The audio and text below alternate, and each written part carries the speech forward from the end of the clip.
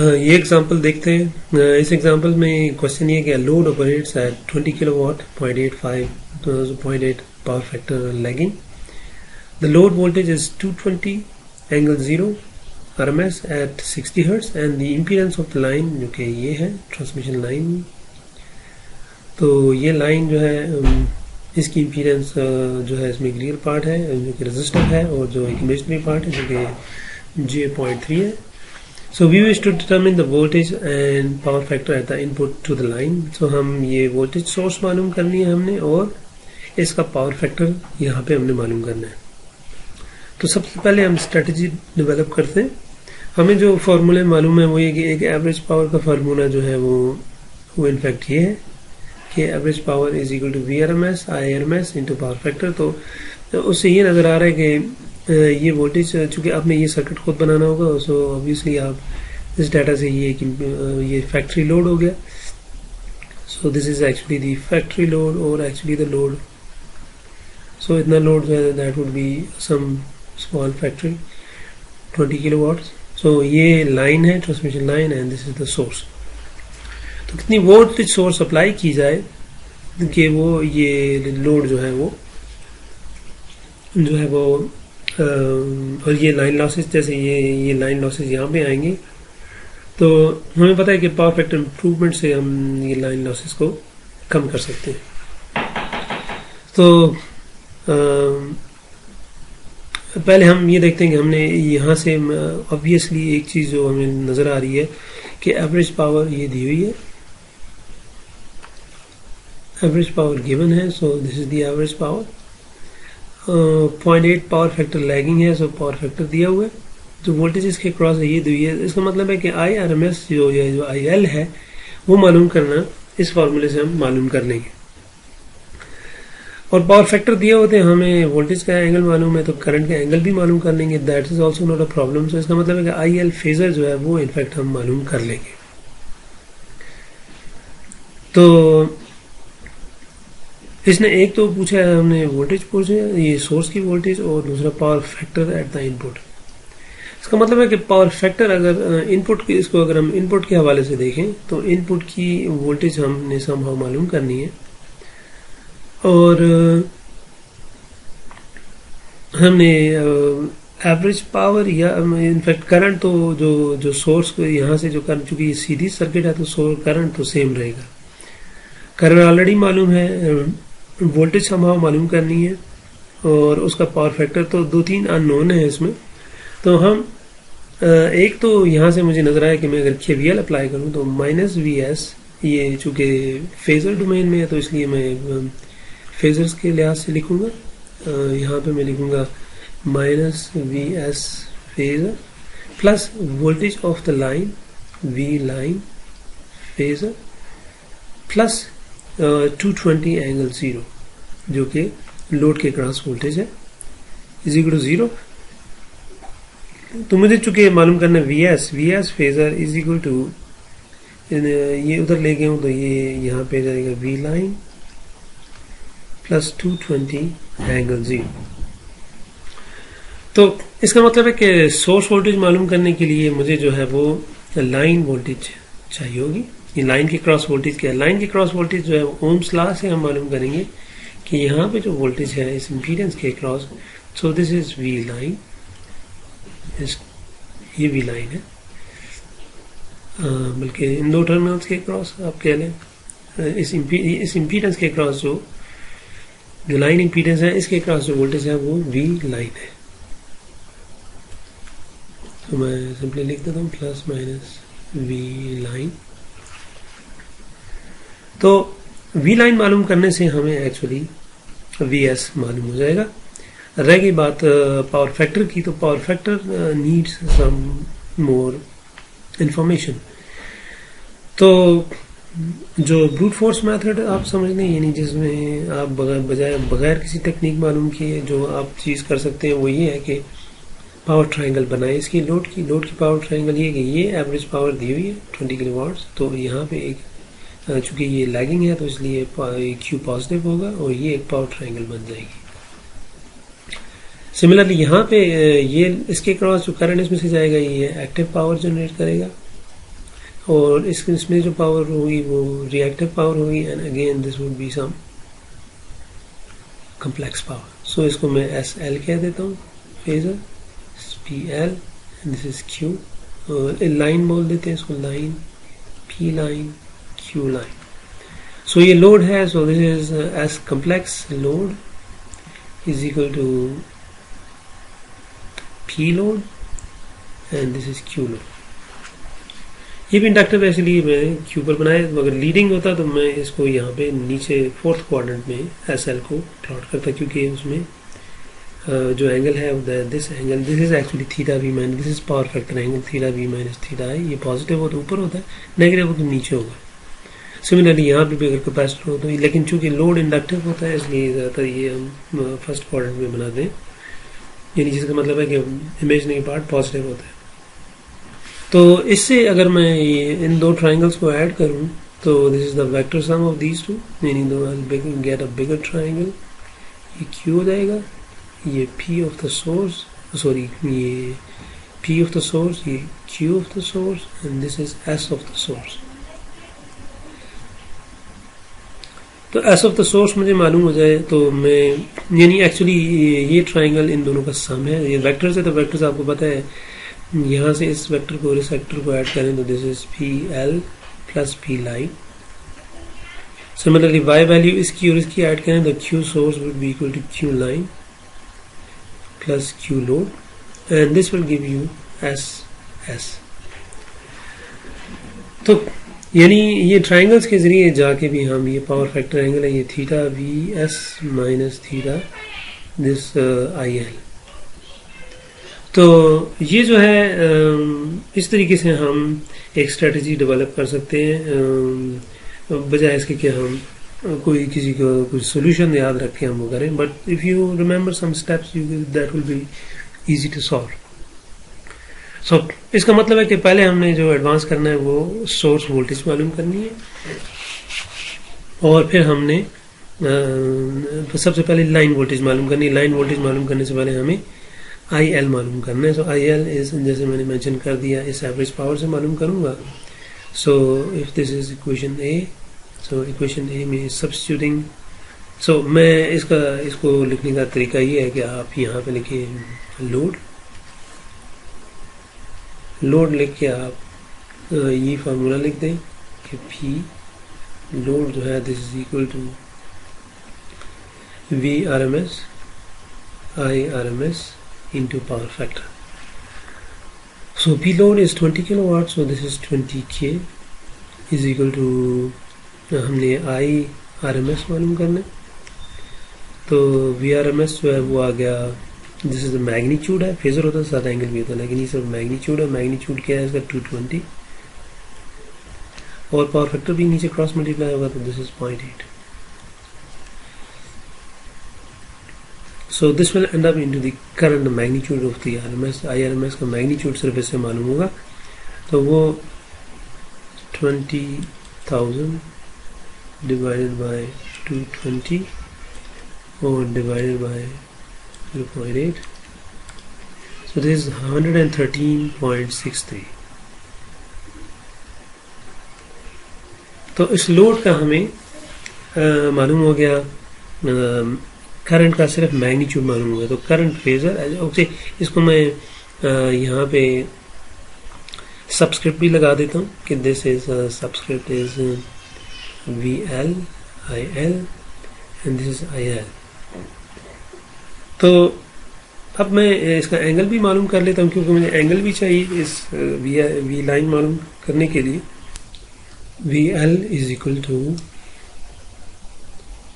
We line is equal to, ohm's law हम लगाएंगे कि I L phasor into G. G चुका हमें मालूम है, जी हमें मालूम है, जी इज 0.09 प्लस जे 0.3 ओम। लेकिन आई एल फेजर में हमें सिर्फ आई एल का जो मैग्नीट्यूड है वो मालूम है, तो ऑब्वियसली हमें एंगल भी चाहिए, इसका आई एल फेजर चाहिए। सो उसके लिए हम फिर ये दोबारा इसी लोड की तरफ वापस आते, लोड की तरफ वापस आएंगे और हम देखेंगे कि पावर फैक्टर जो है, power factor is equal to 0.88 lagging है। तो पावर फैक्टर क्या होता है, cos of theta V minus theta I, और इधर जाएगा तो cos inverse theta V minus theta I is equal to cos inverse of 0.8। अगर ये लैगिंग होगा तो ऑब्वियसली यहाँ पे माइनस साइन होगा, लेकिन चूंकि सॉरी लीडिंग हो तो यहाँ पे माइनस साइन होगा। चूंकि ये लैगिंग है इसलिए हम यहाँ पे will not use any sign, it's positive angle now. तो कॉस इनवर्स ऑफ 0.8 का इनवर्स साइन जो है वो 36.8 आता है, 36.86 और थीटा वी माइनस थीटा आई। तो अब चूंकि थीटा वी हमें मालूम है कि वोल्टेज का जो एंगल है वो जीरो है, तो यहाँ जीरो हो जाएगा, तो और माइनस ये माइनस साइन उस तरफ चला जाएगा, तो angle of the current is actually minus 36.86। तो इसका मतलब ये हुआ कि जो आई एल फेजर है RMS, उसका जो मैग्नीट्यूड है वो ये 113.6 है। ये उसका मैग्नीट्यूड हो गया 113.63 और उसका एंगल हो गया माइनस 36.86। तो पावर फैक्टर मालूम हो तो और एक एंगल वोल्टेज का मालूम हो तो हम करंट का एंगल इजीली मालूम कर सकते हैं। तो आई एल फेजर हमें यहाँ से मालूम हो गया। अब मैं सिंपली क्या करूँगा, इसको इंसर्ट करूँगा इस इक्वेशन में, जो कि V line is equal to I L phasor मालूम हो गया, आई एल RMS है ये। So this is 113.63 angle minus 36.86, so multiply by this is 0.09 plus j 0.3. So I'll use the calculator, this one. इसमें मैं 0.09 plus 0.3 shift iota, so ये हो गया, ये इसका पोलर फॉर्म आ गई। इसको मल्टीप्लाई करूँगा 113.63 शिफ्ट थिंक एंगल ये है, angle minus 36.86। So this ends up into 35.58 और एंगल 36.44।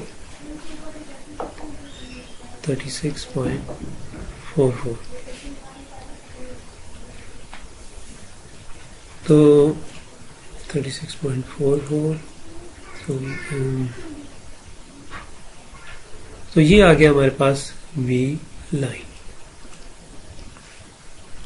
यानी हमें ये वोल्टेज ऑलरेडी गिवन है, ये इस इम्पीडेंस के क्रॉस वोल्टेज मालूम कर ली। तो अब ओम्स लॉ वीएस मालूम करना, तो वीएस इक्वेशन बी है, तो इक्वेशन बी में वी लाइन मालूम हो गया। तो अब हम क्या करेंगे, वी सोर्स मालूम करेंगे। Source voltage is equal to, जो लाइन वोल्टेज अभी हमने मालूम किया है 35.58 एंगल 36.44, इसमें 220 ऐड कर देंगे। एंगल 0 ना भी लिखें तो कोई फर्क नहीं पड़ेगा। सो जस्ट एडिंग 220 आंसर में ऐड कर दें 220। सो दिस इज 249.5 एंगल 4.85। सो एक तो जो आधा पोर्शन है प्रॉब्लम का वो हमने सॉल्व कर लिया, कि जो सोर्स वोल्टेज है वो हमने मालूम कर लिया। अब सोर्स वोल्टेज भी मालूम है, यानी वो फेजर भी मालूम है, और वो उसके क्रॉस जो उसका जो करंट वो सप्लाई कर रहा है वो भी मालूम है। तो अब हमें अगर वो पूछ रहा है तो मैं देखता हूँ कि कौन सा अभी पावर फैक्टर मालूम करना चाह रहे हैं. We need to find the power factor of the input to the line. तो अब मुझे जो दूसरा फार्मूला मालूम है वो ये है कि जो कॉम्प्लेक्स पावर है सोर्स की, that is equal to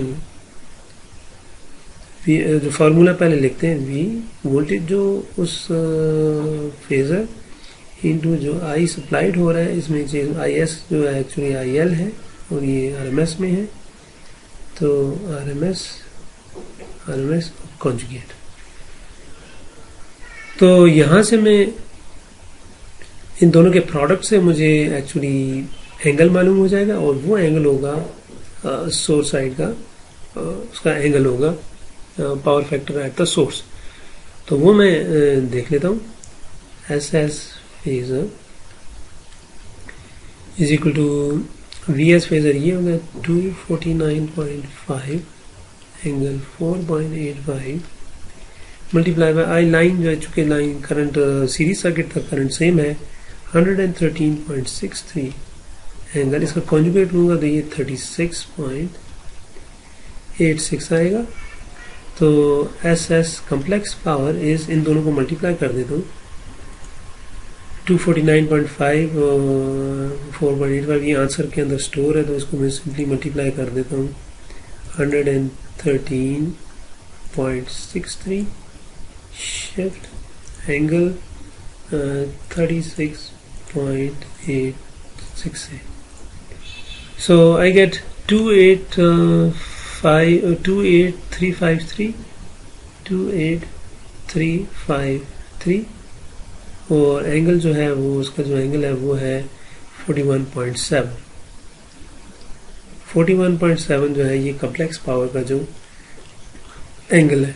so it means that I have found actually if I draw the complex power eight the source side, so this is the angle, complex angle का जो, सो this is 41.7 है और ये जो length है this is the length of this 28353. तो आप इसको 1 2 3 तो 28.3 किलो वोल्ट एम्पेयर भी लिख सकते हैं.